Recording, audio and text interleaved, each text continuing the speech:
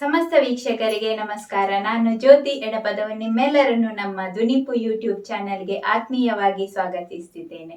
ಹಾಗೆಯೇ ನಿಮಗೆ ಮತ್ತು ನಿಮ್ಮ ಕುಟುಂಬಸ್ಥರಿಗೆ ನವರಾತ್ರಿ ಹಬ್ಬದ ಹಾರ್ದಿಕ ಶುಭಾಶಯಗಳು. ತಾಯಿ ದುರ್ಗೆಯು ನಮ್ಮೆಲ್ಲರನ್ನು ಆಶೀರ್ವದಿಸಲಿ ಅಂತ ಪ್ರಾರ್ಥಿಸೋಣ. ನವರಾತ್ರಿಯ 9 ದಿನಗಳಲ್ಲಿ ತಾಯಿ ದುರ್ಗೆಯನ್ನು 9 ಅವತಾರಗಳಲ್ಲಿ ಪೂಜಿಸ್ತೇವೆ. ಇವತ್ತು ನವರಾತ್ರಿಯ ಮೊದಲನೇ ದಿನ.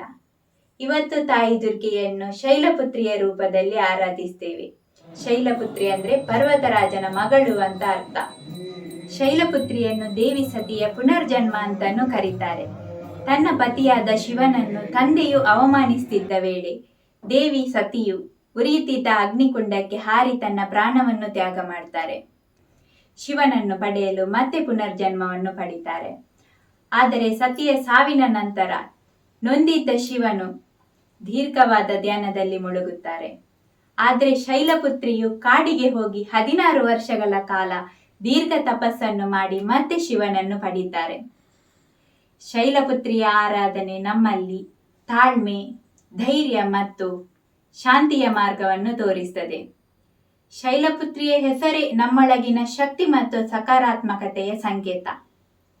ನವರಾತ್ರಿಯ ಮೊದಲ ದಿನವನ್ನು ಹೊಸ ಶಕ್ತಿ ಮತ್ತು ಹೊಸ ಸಂಕಲ್ಪದೊಂದಿಗೆ ಪ್ರಾರಂಭಿಸೋಣ.